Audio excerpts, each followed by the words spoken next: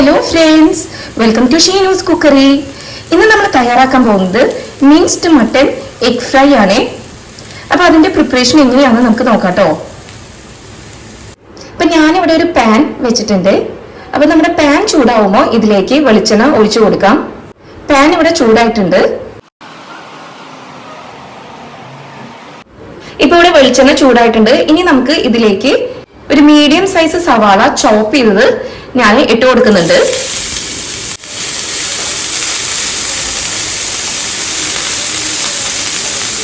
ഇനി നമുക്ക് ഇതിലേക്ക് 2 പച്ചമുളക് ചെറുതായിട്ട് കട്ട് ചെയ്ത് ഇട്ട് കൊടുക്കാം.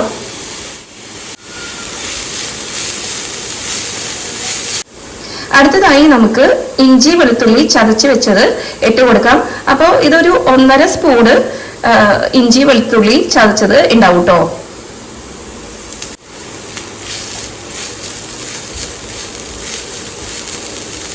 ഇപ്പൊ നമ്മുടെ ഇഞ്ചി വെളുത്തുള്ളി സവാള ഇതെല്ലാം ഒന്ന് വഴണ്ടി വന്നിട്ടുണ്ട്.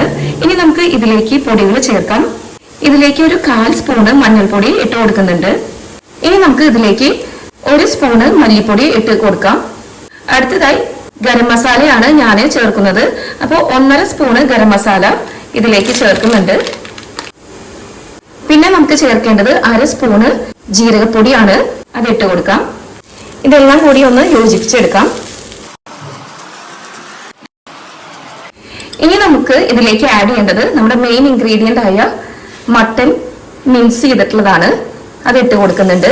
അപ്പോൾ 75 ഗ്രാം മട്ടൺ ആണ് ഞാനിവിടെ എടുത്തിട്ടുള്ളത്, മിൻസ്ഡ് മട്ടൺ. ഒപ്പം തന്നെ ആവശ്യത്തിന് ഉപ്പ് കൂടി ചേർക്കുന്നുണ്ട്. എല്ലാം കൂടി നന്നായിട്ടൊന്ന് മിക്സ് ചെയ്ത് കൊടുക്കാം കേട്ടോ.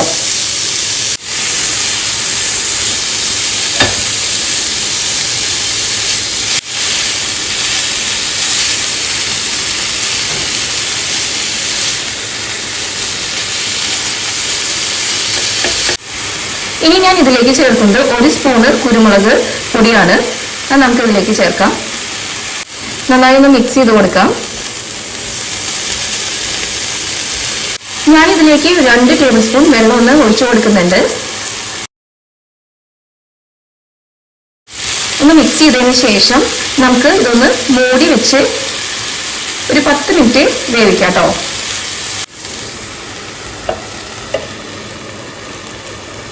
അപ്പൊ ഒരു 5 മിനിറ്റ് കഴിഞ്ഞ് നമുക്ക് ഇതൊന്ന് ലിഡ് ഒന്ന് ഓപ്പൺ ചെയ്ത് ഒന്ന് ഇളക്കി കൊടുക്കാം കേട്ടോ.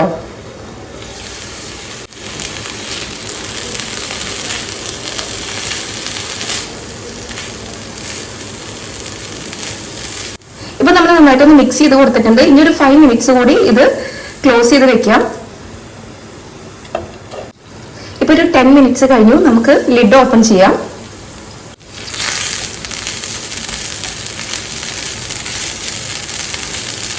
നമുക്ക് ഇതിലേക്ക് കുറച്ച് മല്ലിയില ഇട്ട് കൊടുക്കാം കേട്ടോ.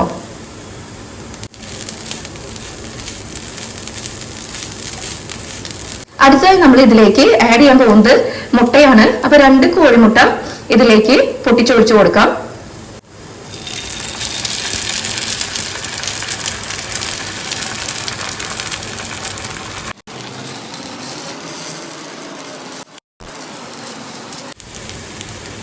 അപ്പൊ കുറച്ച് മല്ലിയില ഞാൻ ഇതിന്റെ മുകളിലേക്ക് ഇട്ട് കൊടുക്കുന്നുണ്ട്. നമുക്ക് ഇതിന്റെ മുകളിലേക്ക് ഒരു 1/4 സ്പൂണ് കുരുമുളക് പൊടി ഇട്ട് കൊടുക്കാം. ഇപ്പൊ നമ്മുടെ മിൻസ്ഡ് മട്ടൺ എഗ് ഫ്രൈ ഇവിടെ തയ്യാറായിട്ടുണ്ട്. ഇനി നമുക്ക് ഫ്ലെയിം ഓഫ് ആക്കാം. ഇത് നമുക്ക് ഒരു സെർവിംഗ് ബൗളിലേക്ക് നീക്കാട്ടോ. അപ്പൊ ഇതാണ് നമ്മൾ ഇന്ന് തയ്യാറാക്കിയിട്ടുള്ള മിൻസ്ഡ് മട്ടൺ എഗ് ഫ്രൈ. ഇത് നിങ്ങൾ തീർച്ചയായും വീട്ടിലൊന്ന് തയ്യാറാക്കി നോക്കി ഫീഡ്ബാക്ക് അറിയിക്കണേ. ഇന്നത്തെ എൻ്റെ വീഡിയോ നിങ്ങൾക്ക് ഇഷ്ടപ്പെട്ടുവെങ്കിൽ എൻ്റെ ഈ ചാനൽ ഒന്ന് സബ്സ്ക്രൈബ് ചെയ്ത് ലൈക്കും ഷെയറും സപ്പോർട്ടും ചെയ്യണേ.